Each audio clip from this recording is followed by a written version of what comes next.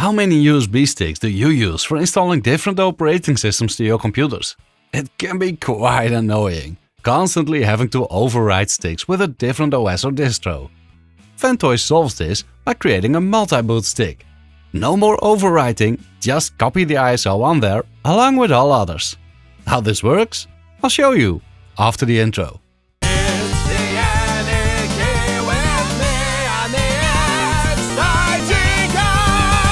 You can install Ventoy on about any USB drive. Any stick will do, but you might want to use one that's big enough to hold a bunch of images. I've been using this 64GB USB 3.2 Kingston drive for quite a while now, which I got for under €10 on Amazon. I'll put a link in the description if you're interested in getting one. But if you'd rather use an external hard drive or NVMe, that will work just as well. ORICO was nice enough to send me this NVMe enclosure for this project. And because I didn't have an NVMe drive that would fit into this small enclosure, they included a 265GB drive as well. Cool! I have to say I got this for free and I do get to keep it. And even though this isn't a review video, I'll give you a short review at the end of the video anyway, in case you're interested. Look, both packages come with a screwdriver, so I can have a screwdriver fight! It's a pretty neat enclosure that not only houses an NVMe drive, but also has an SD and microSD card slot for even more storage options. Let's put the NVMe in here so we can get going with the video.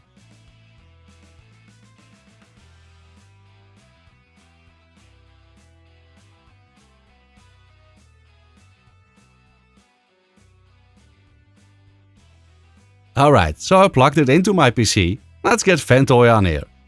On ventoy.net, head over to the download section and get the variant you'd like to use. There's one for Windows, one for Linux, and a live CD image for anyone that can't use either option. I haven't tried that one myself, by the way. I'll just download the Linux version right now. Extract it. There is a command line tool for the real diehards among us, but let's just use the GUI this time. The x86-64 variant in my case. Select my new external drive. You can change some options if you wish, even change the language before installing. Let's just click install. Fair warning, this will fully wipe the drive you have selected. Well, that's it. This could have been a 10-second video, I guess.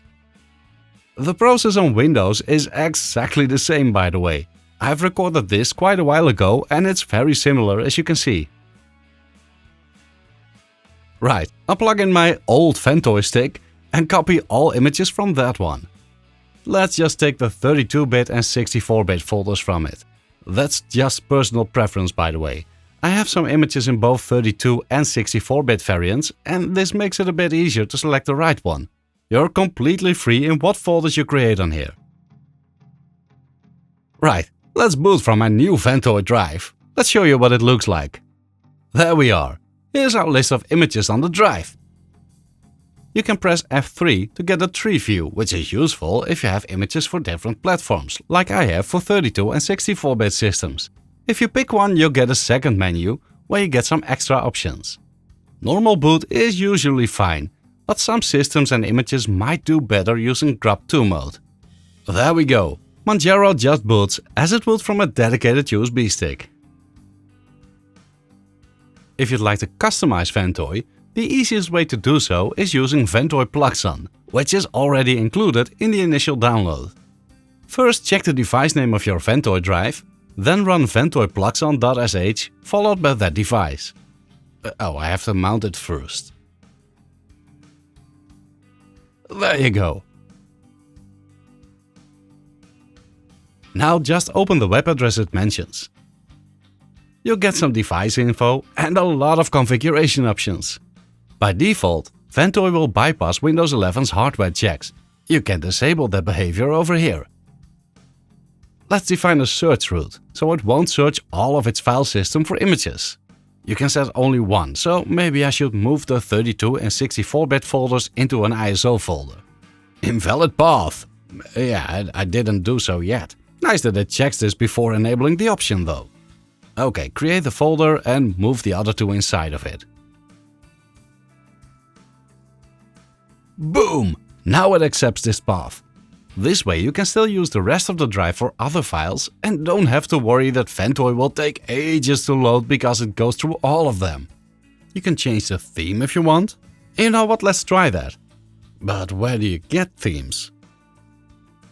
Oh, it's just using grub themes. Makes sense. Oh, a Big Sur theme. There even is a Ventoy specific file here. This comes with a ventoy.json, but I don't want to overwrite mine. Let's just set it in here.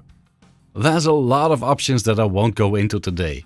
I did try the injection plugin, which seems cool as you could inject an archive file into a live ISO and thus always having a specific set of files or tools available.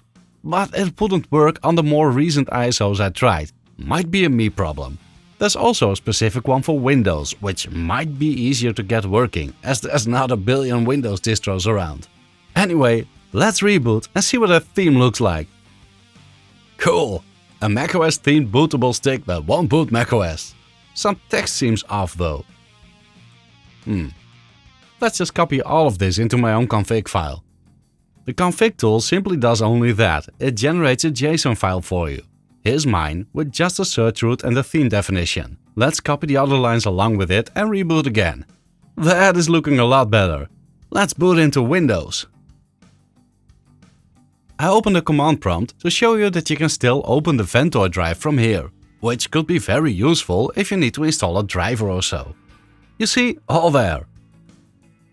I can even write to it. Now let's reboot again and choose something else. Let's do CachyOS. There we are. And again, we have the Ventoy drive available and the directory I made on Windows is still there. So instead of injecting stuff, you could also just place some tools on the Ventoy drive itself. Ventoy won't be able to boot everything out there sadly. macOS and Windows XP are a no-go. ReactOS and Haiku won't work either, so that's kind of a bummer. About 99% of Linux and BSD flavors work fine though, and all Windows versions from 7 and on work fine as well. So Ventoy is just a handy tool to keep around. Right, I promised a little review about the ORICO NVMe enclosure I use for this. The enclosure comes with a metal ring you can stick on your phone or whatever, a screwdriver, some screws, and a short but nice looking USB-C cable. The NVMe drive comes with its own screwdriver, which is exactly the same. A heatsink that I'm not gonna use because this enclosure has its own. And the drive itself. The unit has not one but two USB-C ports. One for your PC and one for a power supply, so you won't lose any ports using this. As mentioned before, it also has an SD and a micro SD card slot. The enclosure opens with a single screw at the side, after which the top cover comes off. After installing the drive, you just reverse that. Didn't expect that, huh? The black ring at the bottom of the unit is a magnet.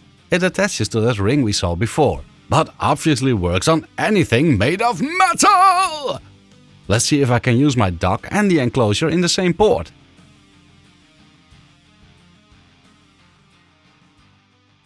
No. It does show the charger is connected though, so it does that, but it doesn't seem to forward any other signals. Ah well, they didn't claim it would. Blackmagic Design's speed tests show some very decent numbers for a USB 3.2 enclosure. More than enough speed for editing video footage in 8K RAW. Could we add an SD card while still using the drive? We sure can. And copying footage from that card seems pretty fast. I guess this could be useful if you're on the road and quickly need to move some footage away from your camera's SD card. But what if we also add a micro SD card next to it? Just works. This one seems to have a Raspberry Pi image on it. Well, I guess that's enough talking for today. I'll put a link in the description to this enclosure, may you wish to check it out for yourself. Now go and make yourself a Ventoy stick or drive. Thank you very much for watching. Until next time.